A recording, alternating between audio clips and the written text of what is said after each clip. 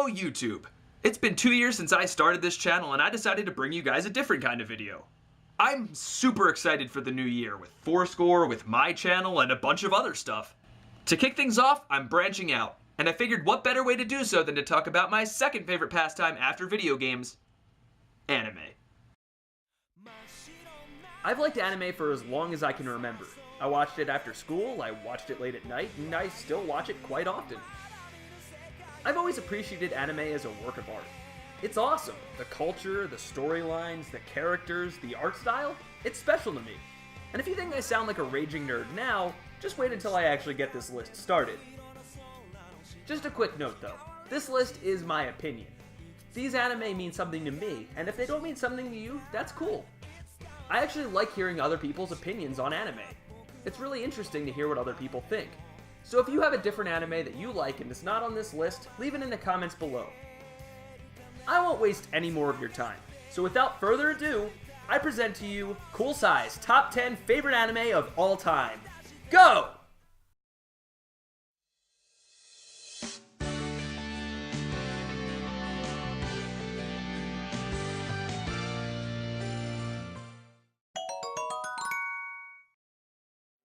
For most, if not all of the rest of this list, the anime featured will be over-the-top, flashy, and action-packed. That's because, if not for the most part, most of the anime I liked as a kid fit that bill. But completely contradicting the statement that I like to see a good fight scene, I also occasionally enjoy darker, more thought-provoking series that really just make you feel. And that's why number 10 goes to Death Note.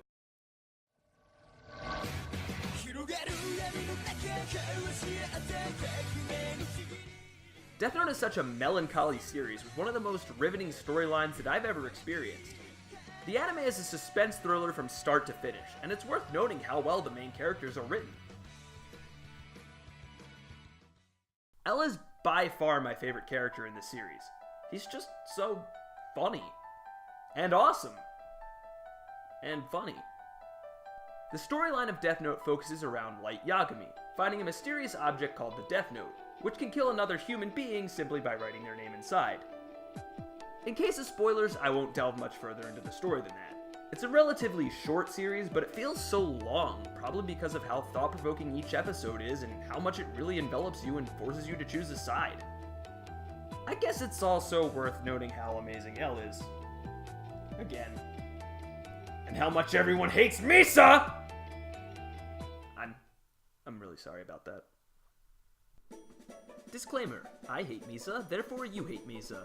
Bias forever. When I was in elementary school, two major things dominated my life. Pokemon was one of them, and I still like Pokemon, but I care more about the video games than the anime. But since we're talking about the anime side of this, the other was Yugioh. I couldn't help it. I tried to justify not ranking Yugioh on this list, and I just couldn't bring myself to do it. I still collect the cards, and I still occasionally play the game as well. If you've seen any of Cyber and Brandon's videos, you'll know that I'm still very into the game. They can't attack when there's two of them out there, so it's always good to have in a spellcaster deck. But we're not talking about the TCG aspect of Yu-Gi-Oh!, we're talking about the anime. However, I feel like mentioning the anime isn't really necessary.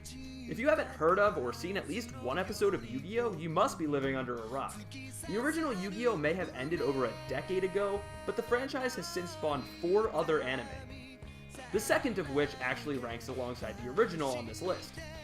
Despite the unpopular opinion of Yu-Gi-Oh! GX, I'd say I like it just as much as the original, and that's just that.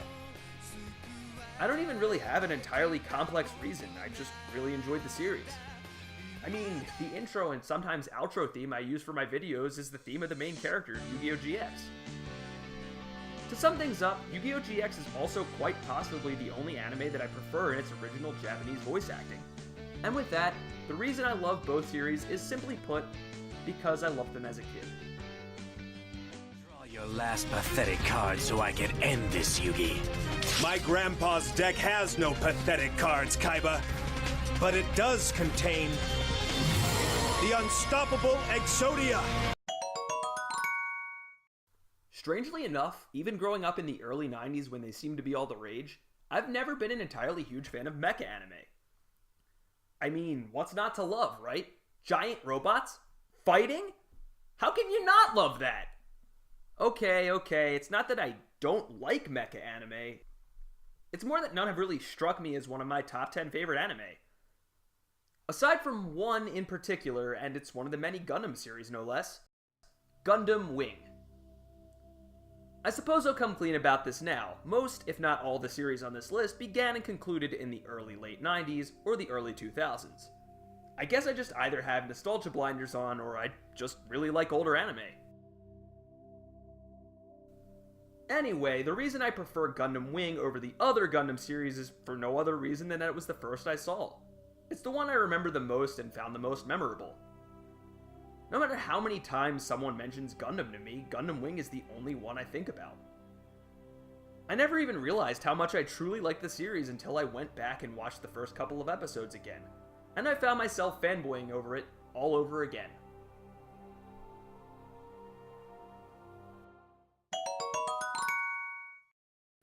I'm not really going to spend much time on this one.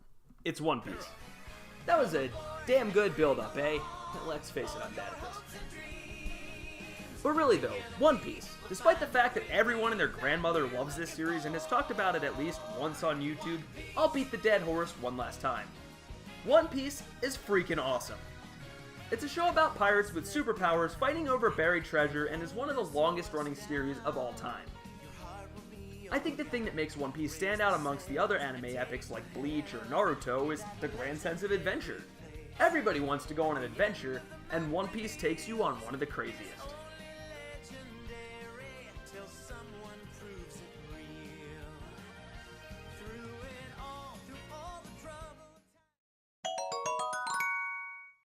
Insert joke about how no one knows this anime here. Outlaw Star, a sort of obscure anime that used to be on Toonami eons ago that nobody remembers for some reason. I think what I like most about Outlaw Star is the way it carries itself. It's relatively short, but always keeps you on your toes. The characters are lovable, the story is enticing, the fights are heart-raising and intense, and the comedy is spot on. I really wish this anime got more of a spotlight. The main character, Gene Starwind, is actually incredibly compelling and likable. He's sassy, awesome, and one of the most well-developed protagonists of all time. And this anime is only 26 episodes long. It's a really enjoyable series that I wish more people remembered and would give a chance to. I know it lost out on popularity to other series around the same time like Trigun, Samurai Champloo, or Cowboy Bebop, but I liked it. But I'm lame, so who really cares what I think?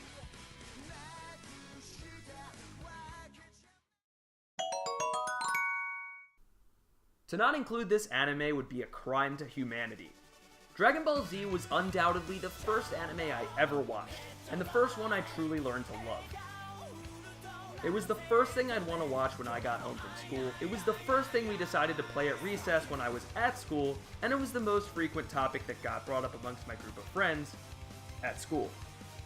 Even to this day, me and my friends enjoy many a conversation about this series, and we even have Xenoverse to translate our love of the show into video games. The reason I say it would be a crime to humanity to make a top 10 anime list and not include Dragon Ball Z somewhere on it, is that if it wasn't for this anime, no other anime would be nearly the same. It's a series that shook up the anime community and changed it forever. It didn't necessarily start the shonen genre, but it definitely defined it. Most importantly, it has one of, if not the most iconic protagonists from any series, not just anime. Dragon Ball Z is not just a series, it's a legend, and it will live on in the hearts of many an anime fan for years to come.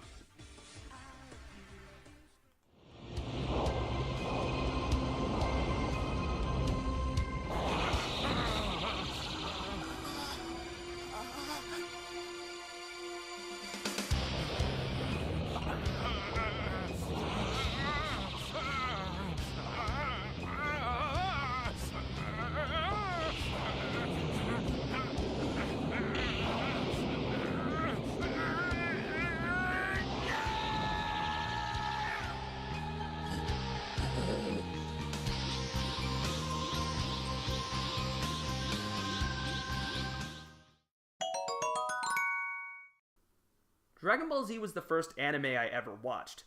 But the first anime I ever watched, knowing that what I was watching was in fact anime, was Rurouni Kenshin. I love Rurouni Kenshin. I'd go so far as to rank Kenshin Himura amongst my all-time favorite characters in fiction. The show's inspiration from Japanese culture is astounding, and it's a really fun way to learn more about the culture of a foreign land. As a matter of fact, Rurouni Kenshin is the series that I have to thank for enveloping me into the Japanese culture. Getting back on track, the show focuses on Kenshin Himura, a former warrior known as a manslayer who lived on into the Meiji era, an era of peace. Kenshin himself has given up on killing, but of course, other former manslayers who stayed true to their title attempt to sway him back to the path of murder, which is the main focus of the series. Kenshin's kind-hearted nature melts away in a fight, but he also outright refuses to kill.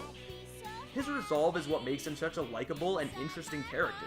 A man who used to be this bloodthirsty murderer reformed into this clumsy, albeit gentle, loving character. And the show only takes off from there. Kenshin himself is only one lovable thing about Rurouni Kenshin, but the entire series itself is a legend. I would definitely recommend this anime to anybody who hasn't seen it yet. You're missing out if you haven't. Nothing but a wanderer. I'm merely a wandering swordsman, that I am. Do you honestly believe that I'd be able to kill 3 people with this? What is this? The blade is on the wrong side. I love fairy tales, and for those of you who think that number 3 is going to be fairy tale based on that, I'm sorry to disappoint you. Number 3 is a relatively underrated series called Merchant Awakens Romance, or Mare for short. To put simply, Mare is about a relatable young boy named Ginta Toramizu, who daydreams, night dreams, and just thinks out loud about fairy tales, saving the world, and battling ferocious beasts. Problem is, Ginta is a wimpy, weak, pathetic kid with only one friend. Sounds pretty relatable, right? Well, the realistic part ends there, because next, a magical door opens up in Ginta's classroom and he finds himself in a very fairy tale world that he always dreamed about. I know, don't you wish that happened to you in middle school? Anime kids are so lucky. I wish I could get out of math by jumping through a magical doorway. Silly real life.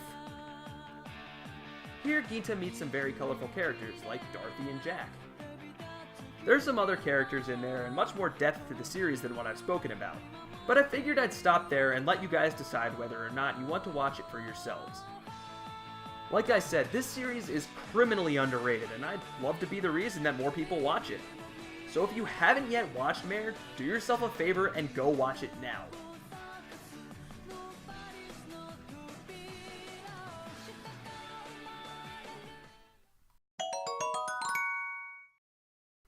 One of the more popular and above all more recent anime on my list is Fullmetal Alchemist Brotherhood. Okay, so I know Brotherhood was released in 2009, but Brotherhood actually follows the original manga storyline more than the first FMA did, and so in other words, this one might be a newer anime, but it's based off of a storyline that started almost 7 or 8 years earlier, so Brotherhood is definitely older. I forget what I was saying. Fullmetal Alchemist Brotherhood follows Edward and Alphonse Elric, 2 alchemist brothers who defected from the laws of alchemy and committed the ultimate taboo. In the world of Fullmetal Alchemist, attempting to bring a human back to life under the laws of equivalent exchange is strictly forbidden. The 2 brothers committed the taboo, with Edward losing his left leg and right arm, and Alphonse losing his entire physical being. The story unfolds around the 2 searching for the Philosopher's Stone, a legendary item said to amplify alchemy beyond man's wildest dreams. Along the way, they meet many other fascinating characters and go on crazy adventures to beautiful locations. This anime's color palette is absolutely gorgeous. I know I haven't really talked about the art style of many of the anime on this list, but Fullmetal Alchemist is by far my favorite. In actuality, I truly believe Fullmetal Alchemist Brotherhood to be the most well-written and quite possibly the actual best anime of all time. But it's not my favorite simply for personal reasons. That being said, I still love it, and I don't think it will ever change places on my list. I know a lot of people have already seen this anime, so me talking about it is kind of redundant, but if for some reason you haven't seen Fullmetal Alchemist Brotherhood, you should definitely go check it out.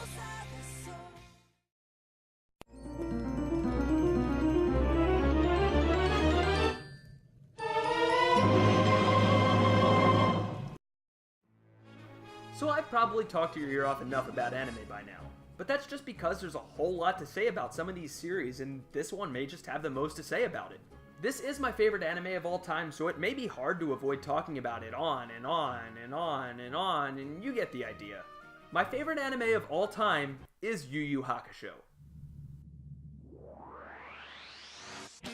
This anime follows the unlikely tale of a delinquent boy named Yusuke Urameshi, who dies saving a young boy in the first episode and undergoes an ordeal to return himself to life. However, after returning to the world of the living, Yusuke becomes much more important to the world of the supernatural than he ever was before. Being dubbed the Spirit Detective, Yusuke is sent on missions by Spirit World to set things right against the demons, a race of trouble-causing monsters usually confined to their own world. Yusuke is joined by Botan, the Grim Reaper, Kuwabara, a street punk much like Yusuke, who has the unnatural ability to sense ghosts, Kurama, a fox demon trapped in a human body, and Hiei, a former criminal who mainly only helps the group because he's being forced to. The series spans 4 arcs, has an amazing story, and quite possibly, in my opinion, the best character development of any anime. The music is incredible, the fight scenes are both memorable and spectacular to look at, and the voice acting is spot on. Ordeal that could give you your life back. An ordeal? Really? Mm-hmm. What in the world are you blabbering about? It's funny, Yusuke. None of us were expecting you to die today. You've thrown us all for a loop. Run someone with your credentials through that scenario 1,000 times and they never would have saved a kid like that. No one saw it coming, and quite frankly, we haven't prepared a place for you yet. Oh, give me a freaking break! It's series like this that I can't help but love for the rest of my life. It's series like this that make me love anime so much. It's a series like this that keeps me loving anime even into adulthood. Yu Hakusho will always have a special place in my heart.